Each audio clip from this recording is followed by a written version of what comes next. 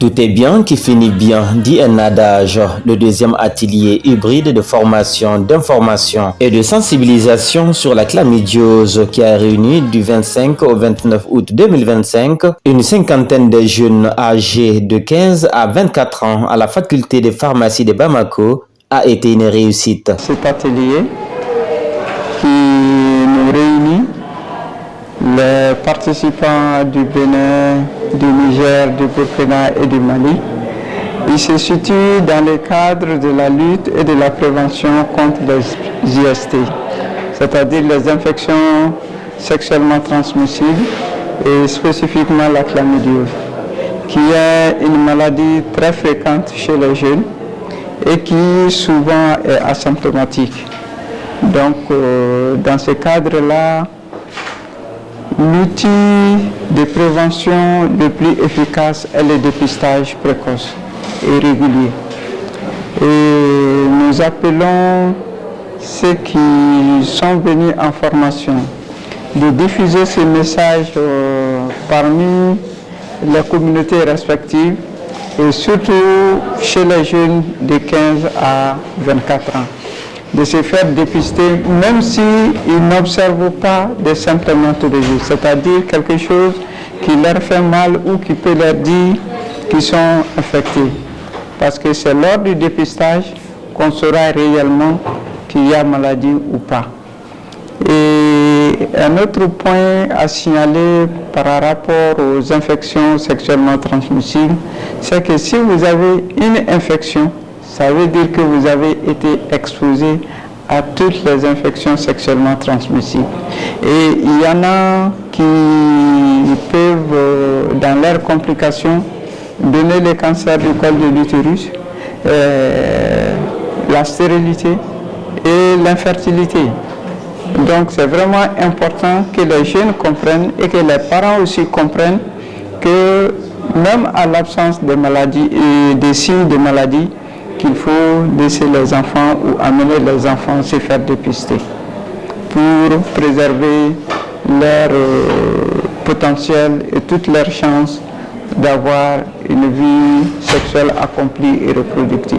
Au regard de la joie, la confiance et la motivation qui peuvent se lire sur leur visage, les apprenants semblent avoir trouvé un arsenal fondamental pour pouvoir briser la scène de tabou, particulièrement dans des sociétés où la communication ouverte et l'éducation sexuelle sont limitées. J'ai eu l'honneur de participer au deuxième atelier de formation sur les IST et principalement la chlamydiose.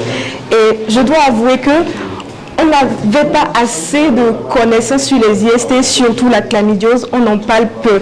Au cours de cette formation, j'ai eu le privilège de comprendre que la chlamydiose est une infection sexuellement transmissible due à la bactérie qu'on appelle Chlamydia trachomatis. Et nous avons eu la chance de découvrir ces symptômes. La plupart du temps, cette maladie est asymptomatique, mais quand elle se révèle, elle se manifeste par des brûlures mictionnelles, des douleurs pelviennes et également des écoulements vaginaux. Agent de santé ou médecin, société, c'est d'ailleurs tisser la confiance. Si la confiance est là, je pense que le message passe facilement. Je saurais convaincre ma société. Le conseil que j'ai à donner à mes frères, mes soeurs, mes oncles, mes tantes, à tout le monde, c'est que nous devons nous informer sur la santé sexuelle.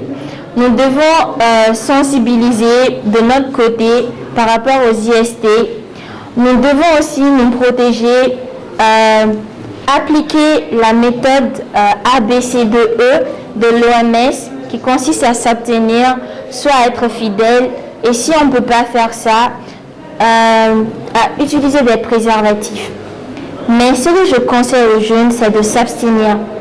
Parce qu'un jour, une dame battante m'a dit que dans la vie, Si on veut tout avoir, ça commence par l'abstinence. Ces arguments également démontrés lors du post-test constituent désormais une assurance pour les responsables du projet qui inscrivent dans leur priorité l'amélioration du diagnostic précoce de la chlamydiose, une infection à conséquences multiples dont la stérilité. Je peux confirmer que les besoins sont comblés à travers les échanges avec les participants durant ces 5 jours et également satisfait des plans de restitution qui ont été élaborés, et on pense que si on arrive à mettre en œuvre ces plans, on pourra atteindre la cible que nous voulons et avoir les impacts recherchés à travers la prévention et le contrôle de la chlamydiose chez ces jeunes de 15 à 24 ans dans nos différents pays. Pour les responsables du département bénéficiaire, ce projet ne doit constituer qu'un point de départ d'un partenariat fructueux dans la lutte contre les infections aux conséquences majeures. Nous sommes très sûrs, en tout cas nous au décanat,